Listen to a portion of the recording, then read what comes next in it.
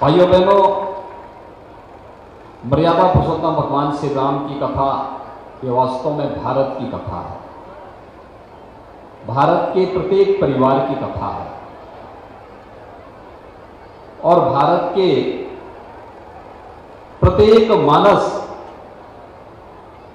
के हृदय में रसी बसी मानवीय कथा है जो हमें जीने की एक नई प्रेरणा देता है। संकट के समय चुनौतियों से जूझने के लिए एक नया मार्ग दिखाती है और बड़ी से बड़ी चुनौती में हमारे देश के लिए, हमारे धर्म के लिए, हम सब के लिए एक राह दिखाने का काम कोई करती है तो वह भगवान श्री राम की पावन कथा करती है। और इस पावन कथा में पिछले 9 दिनों से बापू के श्रीमुख से आप सबको सुनने का आनंद प्राप्त हुआ है। मैं इसके लिए आप सबका हृदय से अभिनंदन करता हूं, आप सबका स्वागत भी करता हूं।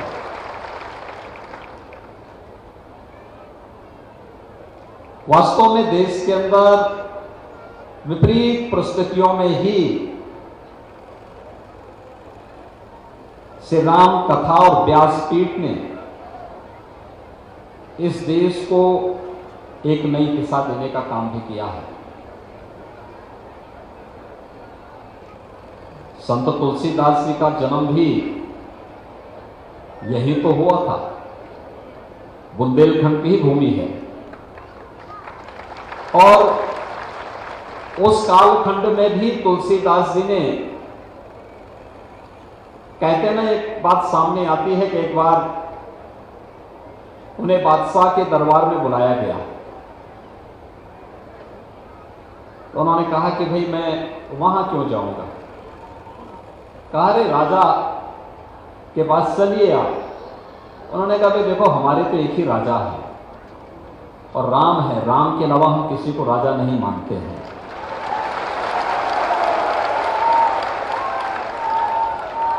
ये भगवान राम की ही कृपा है। इस बुंदेलखंड की धरती पर जन्मे हुए संत के श्रीमुख से जो वाणी निकली और राम कथा के माध्यम से, वाल्मीकि के रामायण के माध्यम से और रामचरितमानस के माध्यम से जन जन तक व्यासपीठ के माध्यम से पूज्य बापू के द्वारा पहुंचाई गई है, पहुंचाई जा रही है। और हम सब के लिए सौभाग्य की बात है कि जब अयोध्या में राम जन्मभूमि भव्य मंदिर निर्माण का कार्य अपनी चरमता की ओर बढ़ रहा है और उस समय तो ललितपुर की धरती पर, ललितपुर के बारे में कहते हैं कि ललितपुर नहीं छोड़ियो,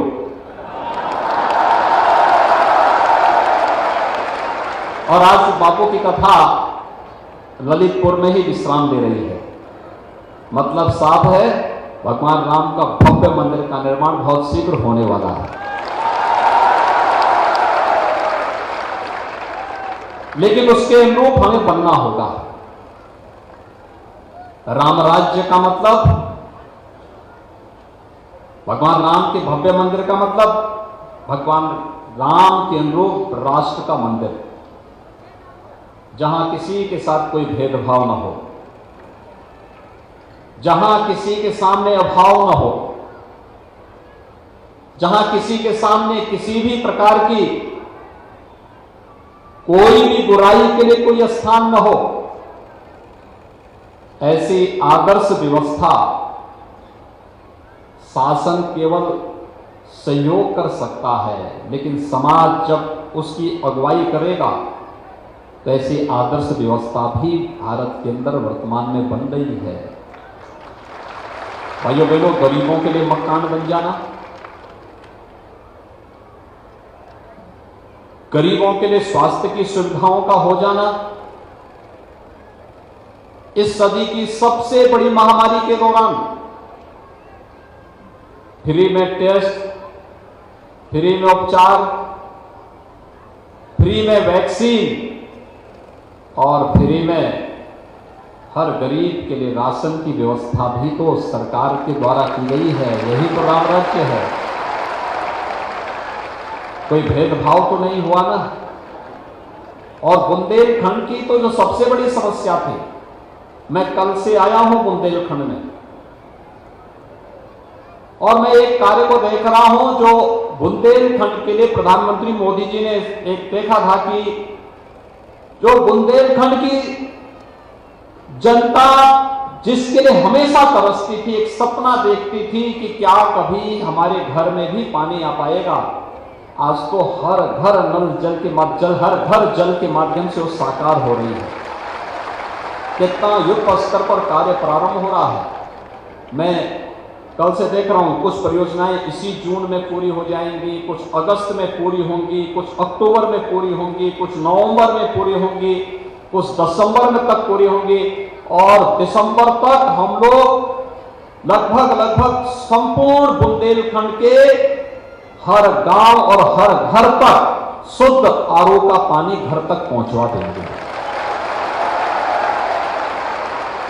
खेतों के लिए सिंचाई की योजना तो घर उसके खेत तक पहुंचा देंगे। डिफेंस कॉरिडोर का निर्माण भी यही होगा, यानी एक तरफ आपके खेत में फसलें लहलाएंगी और दूसरी तरफ यहां का नौजवान भारत की सीमा पर तोप लेकर के जाएगा। वह तोप भी यहीं की बनी होगी, बुंदेलखंड में बनी होगी। और समय समय पर इस प्रकार की कथाएं एक नए ओज और तेज के साथ हमें कार्य करने की एक नई स्फूर्ति भी पैदा करेगी। भाइयों बहनों, हमें इस अभियान को एक निरंतरता देना होगा, एक सामूहिकता के साथ हमें कार्य करना होगा, क्योंकि सामूहिकता में बड़ी ताकत होती है। भगवान राम ने भी तो यही किया था। भारत की सामूहिक ताकत को पहचाना था भगवान राम ने। लंका पर चढ़ाई करनी है तो अयोध्या और जनकपुर से सेना नहीं जाएगी, बल्कि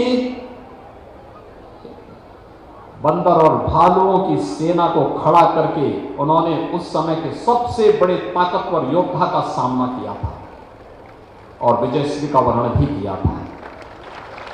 यही समाज की ताकत है। अगर भगवान राम भी भेदभाव करते, छुआछूत करते,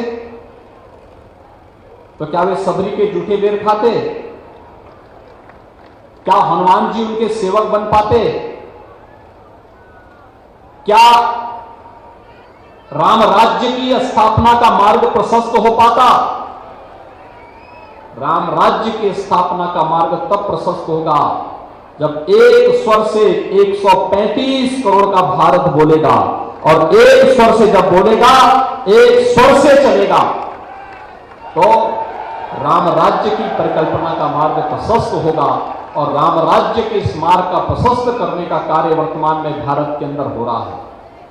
बिना भेदभाव के शासन की योजनाओं को मिल रहा है, हर एक को सुरक्षा मिल रही है, हर एक को हर प्रकार की सुविधा बिना भेदभाव के उपलब्ध करवाने का कार्य भी हो रहा है। और बिना भेदभाव की इतनी बड़ी कथा में आपको आने का अवसर भी प्राप्त हुआ और साथ साथ प्रसाद ग्रहण करने का भी सौभाग्य प्राप्त हो रहा है। एक साथ सब कुछ है और इसलिए आप सब सौभाग्यशाली हैं। मुझे बताया गया कि लगभग 4 दशक से बापू की कथा ललितपुर में हो, ये ललितपुर वासियों की तमन्ना थी, लेकिन लगता है कि ये सौभाग्य मुझे मिलना था कि जब मैं दूसरी बार मुख्यमंत्री होऊंगा तब उसके बाद ही बापू की कथा यहां होगी।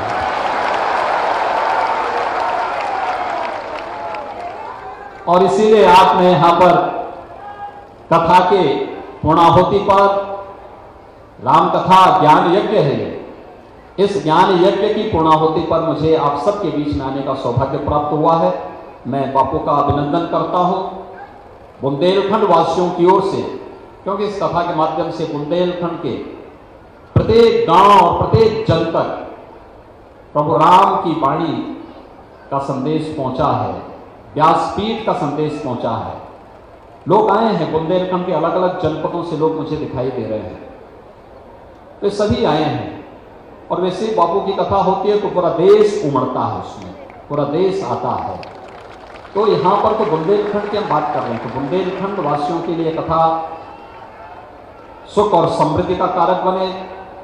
बुंदेलखंड विकास की उन बुलंदियों की ओर आगे बढ़े जो प्रधानमंत्री मोदी जी की परिकल्पना है, और प्रधानमंत्री मोदी जी के विजन के अनुरूप हमें इसे आगे बढ़ाने के लिए कार्य करना है। इस विश्वास के साथ मैं एक बार फिर से बापू का अभिनंदन करता हूं। आप सबको इस पूरी कथा का आनंद प्राप्त होने के साथ साथ फल भी प्राप्त हो, इस कामना के साथ मैं अपनी वाणी को यहीं पर विराम देता हूं। जय जय श्री राम।